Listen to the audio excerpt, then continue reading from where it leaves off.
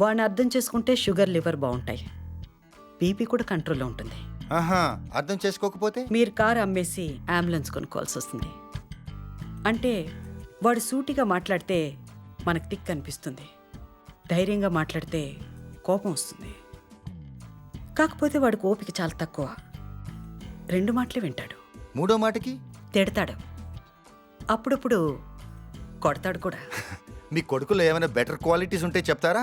వాడి తల్లిని కూతుర్లా చూసుకుంటాడు, భార్యని తల్లిలా చూసుకుంటాడు. ఏ ఎవరిని వాళ్ళలా చూడడా? వెటకారం ఎక్కువైతే మావగారని కూడా చూడ్డం. మనసులో పెట్టుకోండి, మీ మంచి కోసమే చెప్తున్నాను. మంజు, నేను చాలా స్ట్రైట్ ఫార్వర్డ్. మీ డాడ్ వెంటనే పంపించేస్తాను. ఒక్కసారి కలిసి వెళ్ళిపోదు గాని, ఓకేనా? అంత తొందర అయితే